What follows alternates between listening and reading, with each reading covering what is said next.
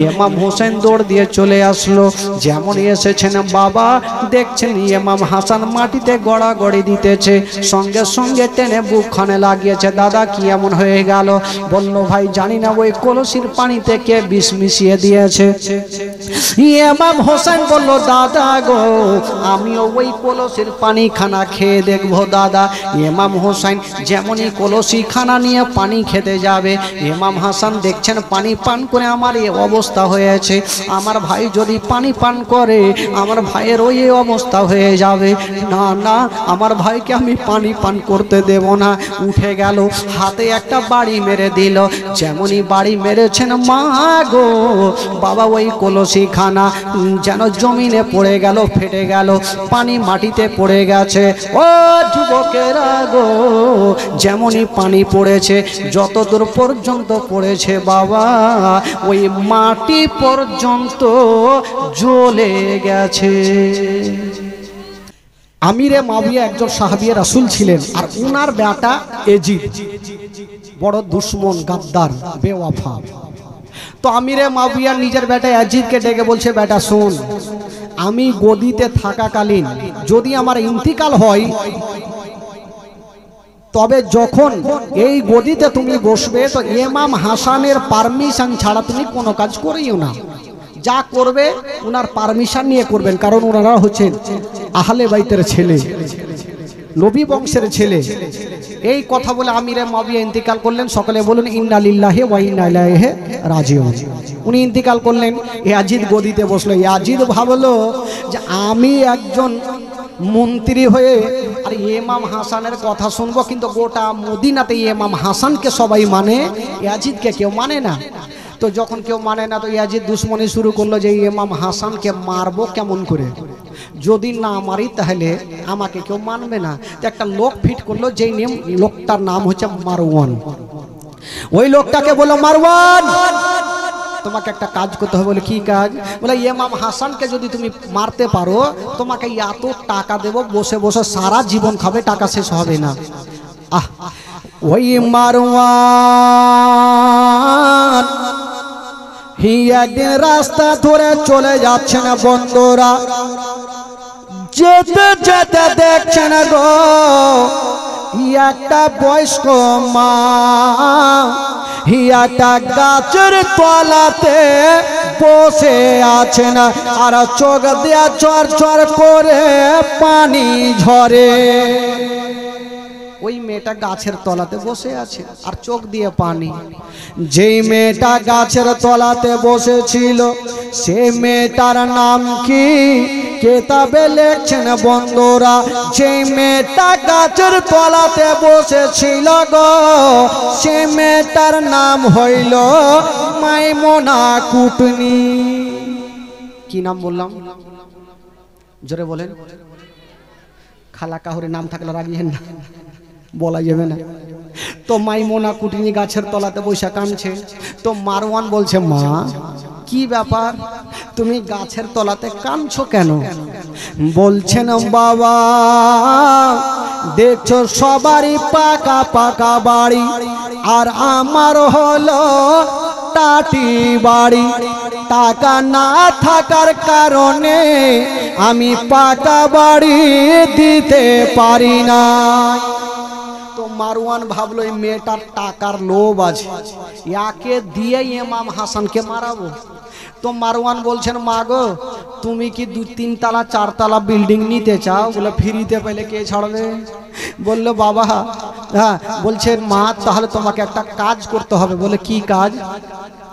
বলছেন মা গো যদি তুমি ইমাম হাসানকে ছলে বলে মারতে পারো মা, তোমাকে এত টাকা দেব সারা জীবন বসে খাবে মা, তোমার টাকা খতম হবে না।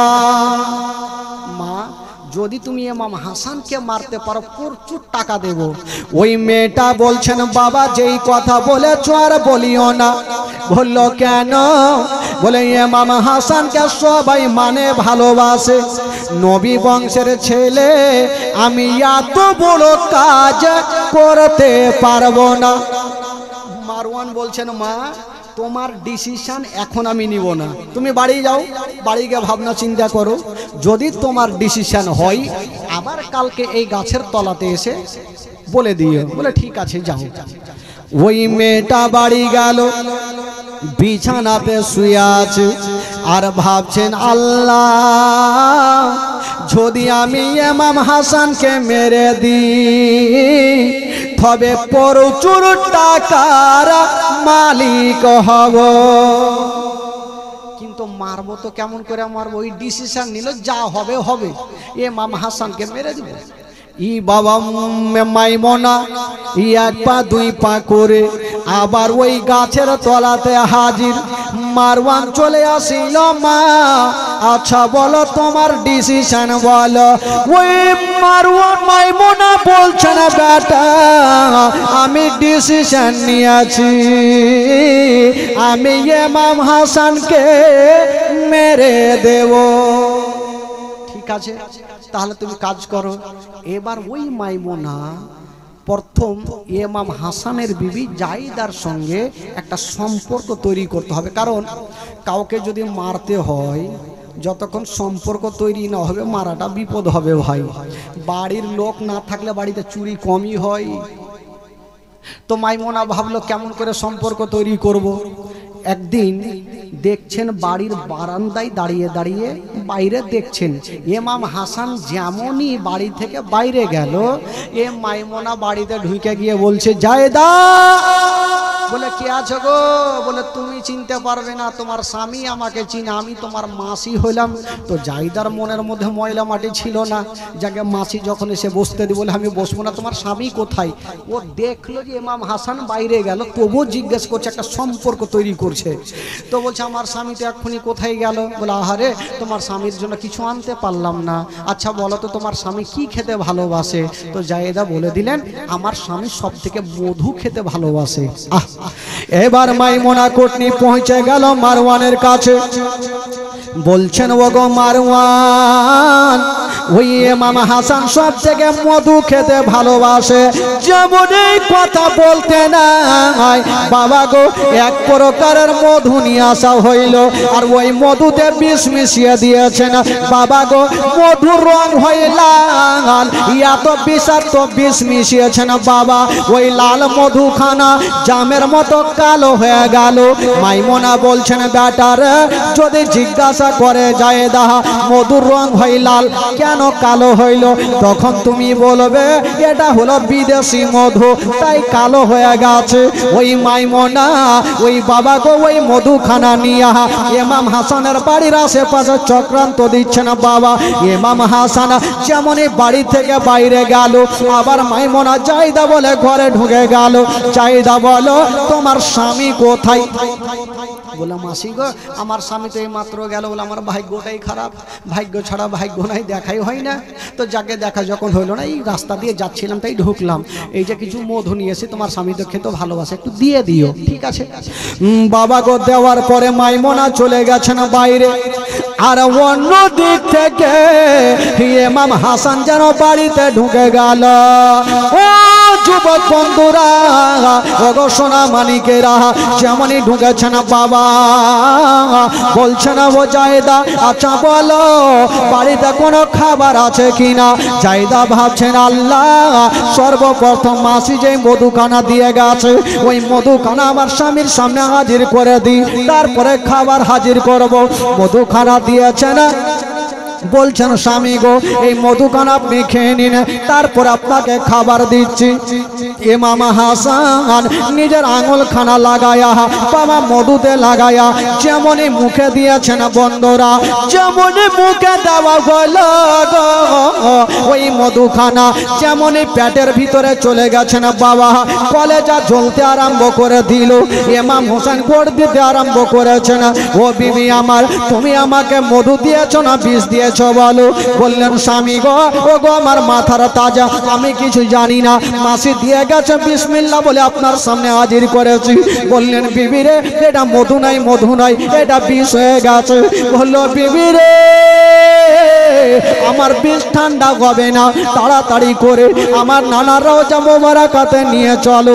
জায়েদা নিজের স্বামীকে ধরে নিয়া বাবা গো এক পা দুই পা করে পৌঁছে গেলেন। বাবা ওই কি বলে নবী পাকের রওজা মোবারকাতে যেমনই পৌঁছে গেছেন বন্ধুরা, বিসমিল্লাহ বলে নানা রওজাতে যেমনই হাত কানা দিয়েছেন বন্ধুরা, সঙ্গে সঙ্গে সমস্ত বিষ কানা পানি হয়ে গেল।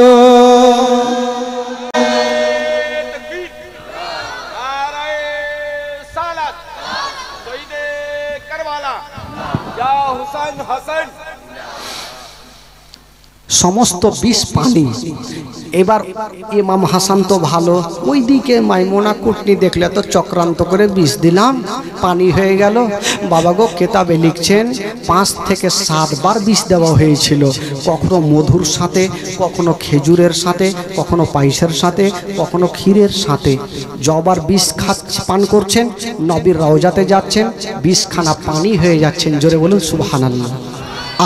ভাই লাস্টের সময় একটা বিষ দেওয়া হয়েছিল, যে বিষটা পান করার পর ইমাম হাসান দাঁড়াতে পর্যন্ত পারেনি, সেই জায়গাতে শহীদ হয়েছিলেন। বাবা গো বলুন তো সেই বিষটার নাম কি গো? বলেন, আপনারা বলেন। জীবনে তো শুনেছেন, সব শুনেছেন। হ্যাঁ ঠিক বলেছে, সে বিষটার নাম হলো হীরক চূর্ণ জহর, হীরার গুঁড়া। দেখবেন এদিকে কাঁচের দোকান আছে, তো কাঁচের দোকান আছে এলাকায়, আছে কালিয়াচকে প্রচুর আছে। দেখবেন কাঁচকে কোনো আড়ি নিয়ে ফাড়া হয়, কোনো হ্যাকশো নিয়ে কাটা হয় না, একটা পেন্সিল আছে, আর ওই পেন্সিলটা যখনই টেনে দেয় তো কাঁচ পর্যন্ত ফেড়ে দেয়। ওই যে রুলের আগালে হীরা লাগা আছে, তো বলুন যদি কাঁচ পর্যন্ত ফেড়ে দেয়, ওই হীরা যদি প্যাটে যায় তাহলে কি অবস্থা হয়? কে দিয়েছিল, কি অবস্থায় দিয়েছিল? ভাই শুনেন, কলেজা ফেটে যাবে। মা একটু মন দিয়ে শুনবেন। মা গো, একদিন জায়েদা বোন জাইনাবকে ডাক দিচ্ছেন, বোন জাইনাব এক কাজ করো, একটা লোককে যদি 5 থেকে 7 বার বিষ দেওয়া হয়, বলুন তার ভিতর কি ঠিক থাকবে? ভাই অসুস্থ হয়ে বিছানাতে পড়ে গেছেন। জায়েদা বলছেন, জাইনাব এক কাজ করো, আজকে রাত্রি বেলাতে আমি বাড়িতে থাকবো না বহিন। ভাবি সাহেবা কোথায় যাবেন? বললেন বহিন আজকে বাড়িতে থাকবো না, কারণ আমার স্বামী ভালো নাই। আজকে আমার নানার রওজাতে গিয়ে আমি কানবো, আল্লাহর কাছে দোয়া করব, আমার স্বামীকে যেন আমার আল্লাহ তাআলা ভালো করে দেয়। যদি কাউরি স্বামী অসুস্থ থাকে মা গো, তবে মায়ের মনটা ভালো করবে না। কাউরি বিবি যদি অসুস্থ থাকে, স্বামীর মনটা ভালো করবে না। জায়েদা বলছেন, জাইনাব রে, আমার স্বামী ভালো হয় না, আজকে রাত্রি বেলাতে বাড়িতে থাকবো না, আমি চলে যাব নানার রওজাতে গিয়ে কাঁদবো, আমার স্বামীকে আমার আল্লাহ যেন ভালো করে দেয়। তবে জাইনাব তোমাকে একটা কথা বলে গেলাম, আমি খাবার রেখে গেলাম, ফলমূল রেখে গেলাম, সব কিছু রেখে গেলাম, যা চাইবে তুমি তা দিয়ে দিও, কোনো জিনিসের আমি কমতি রাখলাম না। এই কথা বলে বাবা গো জায়েদা বেরিয়ে গেল নানার রওজাতে। বাবা গো গিয়ে যেন পড়ে গেছে। আবুল কাসিমের মা চলে গেছে, তবে বেরাদার এইদিকে ইমাম হোসেন যে বিছানাতে শুয়েছিল, ইমাম হাসান শুয়েছিল, বাবা ঘুমটা চলে এসেছে। বাবা জাইনাব পার্শ্বে বসে বসে দেখছেন, হুজুর যখন ঘুমিয়ে গেল আমি জেগে করব কি, আমিও পার্শ্বে ঘুমিয়ে যাব। বাবা ওই জাইনাব একটা বিছানাতে ঘুমিয়ে গেল, ইমাম হোসেন হাসানও ঘুমিয়ে গেছেন একটা বিছানায়। জাইনামাজও কি বলে জয়নাব ঘুমিয়ে গেছে না। যেমনই ঘুমিয়েছে না বন্ধুরা, ওই ঘুমটা চলে এসেছে, আর হঠাৎ করে নবীর দুশমন হীরক চূর্ণ জহর নিয়ে ঘরে ঢুকে গেল। যেমন হীরার গুঁড়া নিয়ে ঘরে ঢুকেছেন বাবা, নবীর দুশ্মন চতুর্দিকে তাকিয়ে দেখছেন ইমাম হাসানও ঘুমিয়ে গেছে, জাইনাবও ঘুমিয়ে গেছে। তবে যে ওই হীরক চূর্ণ জহরখানা নিয়ে এসেছি আমি কিসে দিয়ে যাব? এই তরকারিতে দেওয়া যাবে না, নচেত বুঝে যাবে। ভাতে দেওয়া যাবে না, নচেত বুঝে যাবে। যদি হীরক চূর্ণ জহর পানিতে দিতে পারতাম, আর ওই পানি যদি ইমাম হাসান পান করত, তবে নানারাও যাতে যেতে পারতো না। পানি পাবো কোথায়? চতুর্দিকে তাকিয়ে দেখছেন গো, হঠাৎ করে একটা সোরাহাতে নজর পড়ে গেল।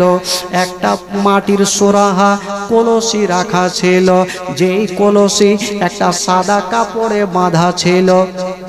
7টা গিরহা দিয়েছিল আবুল কাসিমের মা, যদি কেউ গিরহাগুলা খুলে তবে ধরা পড়ে যাবে।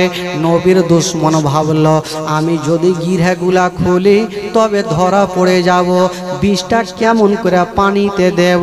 ওই হীরার গুঁড়াখানা বাবা গো, যেই কলসিতে কাপড়টা বাঁধা ছিল, বাবা গো হীরার গুঁড়া ওই কলসির মুখটাতে ঘুষতে আরম্ভ করেছে। যেমনই ঘুষেছেন বাবা, ধুলো ধুলো হয়ে ওই পানিতে মিশে গেল।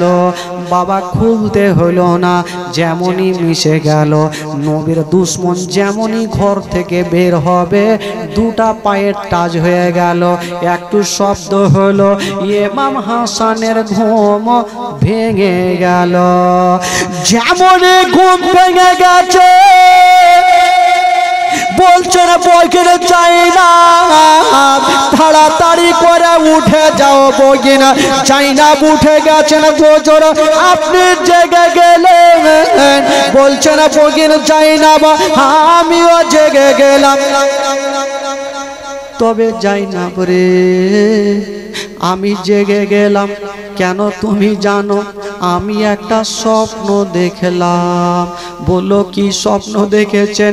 বলে বহিনে যাই না, আমি যে স্বপ্নখানা দেখেছি, দেখার পরে আমার হুলকুমখানা শুকিয়ে গেছে, আমার হুলকুমখানা শুকিয়ে গেছে।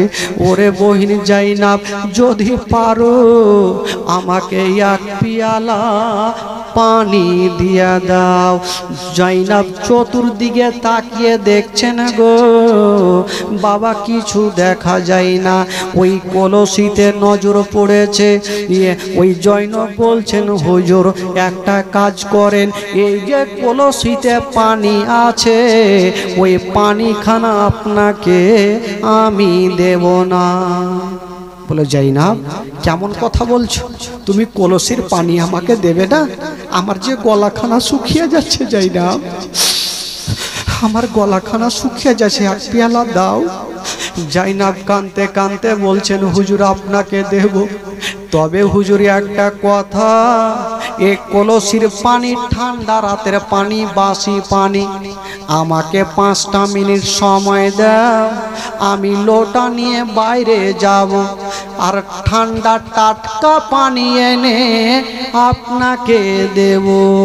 ইমাম হাসান বলল বহিন দেরি করো না, আমার হুলকুম শুকিয়ে গেছে। জাইনাব বাবা লোটা নিয়ে একটা গেট দিয়ে বাইরে গেল, আর ওইদিকে ইমাম হাসানের বিবি আবুল কাসিমের মা অন্য গেট দিয়ে বাড়িতে ঢুকে গেল। যেমনই ঢুকেছেন বন্ধুরা, ইমাম হাসান দেখছেন বিছানাতে ছটপট করে গোটা শরীর দিয়ে ঘাম বের হচ্ছে। বলছে হুজুর আপনি কাঁদছেন কেন? বললে বিবি আমার হুলকুমটা শুকিয়ে গেছে, যদি পারো আমাকে অল্প পানি দিয়া দাও। আবুল কাসিমের মা বলছে হুজুর আমি তো জাইনাবকে বসিয়ে রেখেছিলাম, আপনাকে পানি দেয়নি। বলল না আমাকে পানি দেয়নি, আমার জন্য টাটকা পানি আনতে গেছে। বিবি সাহেবা ভাবছেন হায় রে, এই পাগলি এই লোকটা পানি পানি করে জান ছাড়ছে আর উনি টাটকা পানি আনতে গেছে। হুজুর আপনি চিন্তা করবেন না, উনি টাটকা পানি আনতে গেছে, যাক আমি কলসির মুখটা খুলে আপনাকে অল্প পানি দেব, শুধু একটু হুলকুমটা ভিজাবেন হুজুর। জাইনাব যখন পানি আনবেন আপনি আশুধা করে পানি পান করবেন।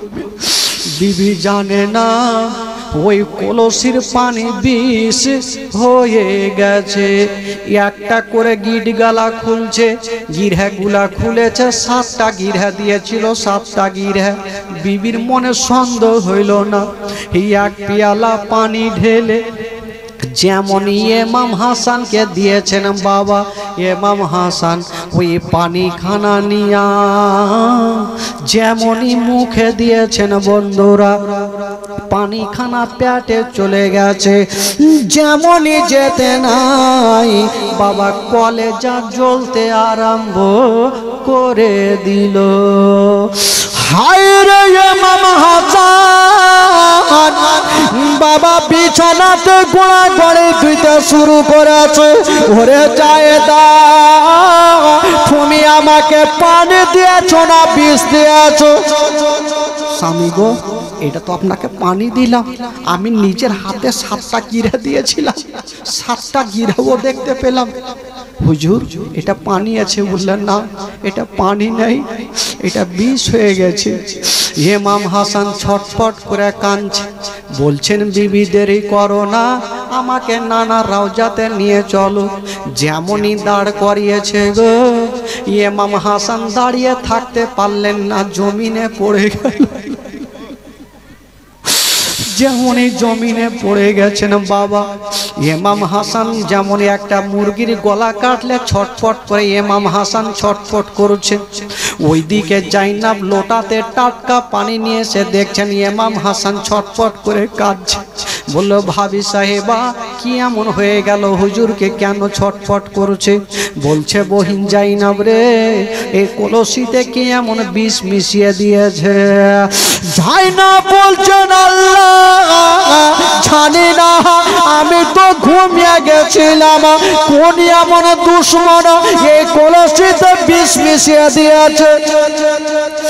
একদিকে জাইনাব কান্দে, একদিকে ইমাম হাসান ছটফট করে, একদিকে জায়েদা কান্দে, একদিকে আবুল কাসিম কান্দে, একদিকে শহর বানু কান্দে, একদিকে সাকিনা কান্দে, সবাই কান্দে।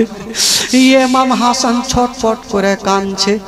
বাবা গো যখনই বমি বমি ভাব হচ্ছে, জাইনাব ভাবছেন আল্লাহ হয়তো হুজুর বমি করবে, আমি হুজুরকে মাটিতে বমি করতে দিব না, মাটিতে বমি করতে দিব না।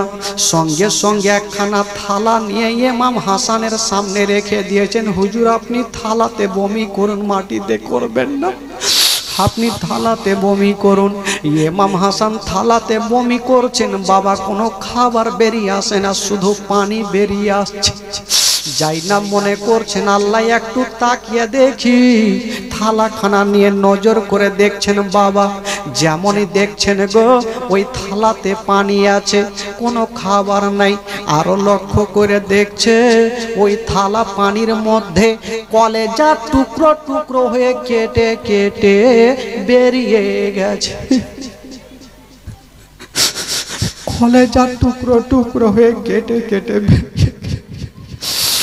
ইমাম হাসান বলুন বাবা গো যার কলেজা কেটে কেটে টুকরো টুকরো হয়ে বেরিয়ে যায় তার অবস্থা কি হতে পারে মা? ইমাম হাসান মাটিতে গোড় দেয়, জাইনাব দেখার পরে দূরে দাঁড়িয়ে কান্দে। জায়েদা বলছেন জাইনাব রে বহিন তুমি পানি দেখে কেন কাঁদছো? বলে ভাবি সাহেবা একবার দেখে নাও, তুমিও দিলখানা থামতে পারবে না। হাজার হলো বিবি, যেমনই তাকিয়ে দেখেছেন বাবা দিলখানা ফেটে গেল, কাঁদতে আরম্ভ করেছে, স্বামীকে টেনে বুকখানে লাগিয়েছেন। স্বামী গো আপনার কি অসুবিধা হচ্ছে? বলছেন বিবি আমার মনে হচ্ছে আমার কলেজা জ্বলে যাচ্ছে, তাড়াতাড়ি করো, আমার বেটা কই? বাবা আবুল কাসিমকে ডাকা হইলো, বলল বেটা রে হয়তো আমি দুনিয়াটা ছেড়ে যাবো রে বেটা, তাড়াতাড়ি করে যা, তোমার চাচা হোসেনকে একবার আমার কাছে ডাকো। আবুল কাসিম দৌড়িয়ে গেল, ডাক দিচ্ছেন চাচা তাড়াতাড়ি করে চলুন চাচা। বলল কি হয়েছে? বলল চাচা আমার আব্বা অসুস্থ হয়ে গেছে, তাড়াতাড়ি করে চলুন। ইমাম হোসেন দৌড় দিয়ে চলে আসলো। যেমন এসেছেন বাবা দেখছেন ইমাম হাসান মাটিতে গড়াগড়ি দিতেছে, সঙ্গে সঙ্গে টেনে বুকখানে লাগিয়েছে। দাদা কি এমন হয়ে গেল? বলল ভাই জানি না, ওই কলসির পানিতে কে বিষ মিশিয়ে দিয়েছে। ইমাম হোসেন বলল দাদা গো আমিও ওই কলসির পানি খানা খেয়ে দেখবো দাদা। ইমাম হোসেন যেমনই কলসি খানা নিয়ে পানি খেতে যাবে, ইমাম হাসান দেখছেন পানি পান করে আমার এই অবস্থা হয়েছে, আমার ভাই যদি পানি পান করে আমার ভাইয়ের ওই অবস্থা হয়ে যাবে, না না আমার ভাইকে আমি পানি পান করতে দেব না। উঠে গেল, হাতে একটা বাড়ি মেরে দিল। যেমনই বাড়ি মেরেছেন মা গো বাবা ওই কলসি খানা যেন জমিনে পড়ে গেল, ফেটে গেল, পানি মাটিতে পড়ে গেছে। ও যুবকেরা গো যেমনই পানি পড়েছে, যত দূর পর্যন্ত পড়েছে বাবা ওই মাটি পর্যন্ত জ্বলে গেছে। বলুন বাবা মাটি পর্যন্ত যদি জ্বলে যায়, বলুন পেটে যদি ওই পানি যায় তাহলে কি অবস্থা হতে পারে? ইমাম হোসেন সঙ্গে সঙ্গে ইমাম হাসানকে টেনে বুকে লাগিয়েছে। দাদা গো একবার বলে দেন দাদা কে আপনাকে বিষ দিয়েছে, কে আপনাকে বিষ দিয়েছে? ইমাম হাসান বলছে ভাই রে আমি যদি বলে দিই তুমি কি করবে বলো? বলছে দাদা গো যদি তুমি একবার আমাকে নামখানা বলে দাও আমি তাকে জিন্দা জবাই করে দেব, তাকে দুনিয়াতে বাঁচিয়ে রাখবো না। ইমাম হাসান বলেছিলেন ভাই হোসেন রে তোমাকে একটা কথা বলে দিই ভাই, আমাকে যে বিষ দিয়েছে ভাই আমি তাকে দেখেছি, পিছন থেকে দেখেছি, তবে ভাই রে আমি আইডিয়াতে নাম বলবো না, আমি আল্লাহকে সঁপে দিলাম, আল্লাহ তার বিচার করবে। ইমাম হাসান জানে আমি যদি নামখানা বলে দিই একজনের, উনি যদি না হয় তবে আমার ভাই জিন্দা রাখবে না তাকে, উনি যদি না হয় তার ভাগদারি আমি হয়ে যাব, গুনাহগার আমি হব। বলেছিলেন ভাই হোসেন রে ও ভাই হোসেন আমাকে যে বিষ দিয়েছে ভাই আল্লাহ তারা বিচার করবে। এই কথা বলতে নাই ইমাম হাসান যেন মাটিতে পড়ে গেল। ডাক দিচ্ছেন নিজের বেটা আবুল কাসিমকে, ডাক দিচ্ছেন বেটারে এই যে তোমার হাতখানা আমি তোমার চাচার হাতে সঁপে দিলাম, বেটা তোমার চাচাকে তুমি কোনোদিন বিপদে ফেলিও না। ও বেটা একটা কথা মনে রাখিও, তোমার চাচা যদি কোনো মুসিবতে পড়ে যায় বেটা তো তোমার চাচার আগে তুমি সে মুসিবতে ঝাঁপিয়ে যেও, তোমার চাচাকে মুসিবতে ফেলিও না বেটা। এই কথা বলে দিয়া ইমাম হাসান বলছে ভাই হোসেন রে আমি তো দুনিয়াটা ছেড়ে চলে যাব ভাই রে, আমি তো আর থাকবো না, তবে ভাই রে একটা কথা বলো আমার শরীরটা দেখে তোমাকে কেমন লাগছে?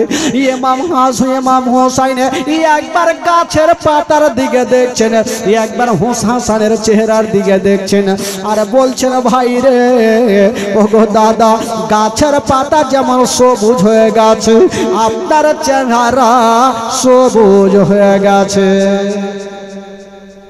ভাই সত্যি বলছো আমার চেহারা কি সবুজ লাগছে? বলে হ্যাঁ দাদা। বলল ভাই তাহলে কথা পাক্কা, কারণ আমার নানা বলেছিল যখন আমার নাতিকে বিষ পান করাবে সমস্ত চেহারা সবুজ হবে। আমাকে বিষ পান করিয়েছে, আমি দুনিয়াটা ছেড়ে চলে যাব। আমার নানা বলেছিল আমার বড় নাতি বিষ পান করে শহীদ হবে। ভাই রে সব মিথ্যা হবে, আমার নানার কথা মিথ্যা হবে না, আমার নানার কথা সত্য। বাবা গো ইমাম হাসান একবার অপরের দিকে নজর করেছেন, ইমাম হোসেন ভাইয়ের দিকে দেখছেন, বাবা গো আবুল কাসিম বাপের দিকে দেখছেন, জাইনাব ভাইয়ের দিকে দেখছেন, সবাই যারে যার হয়ে কান্দে। আর ইমাম হাসান আস্তে আস্তে চোখটাকে বন্ধ করে নিয়েছেন। যেমনই চোখটা বন্ধ করে নিয়েছেন বাবা ভাইরা বাবারা ইমাম হাসান সারা জীবনের মতো বিদায় নিলেন। সকলে পড়ুন ইন্না লিল্লাহি ওয়া ইন্না ইলাইহি রাজিউন। আল্লাহ उम्मा सल्ले आला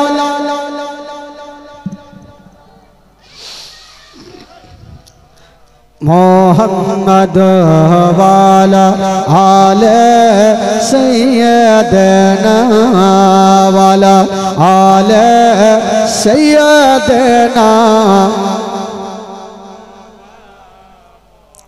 একবার জোরে বলুন সুবহানাল্লাহ। আরো মহব্বতে বলুন, দুই হাত তুলে বলুন ইয়া রাসূলুল্লাহ। এবার আপনাদের ঘুম লাগছে, ছেড়ে দিনে কি ভাই, 12টা হয়ে গেছে, বাড়ি যাবেন না? চলবে।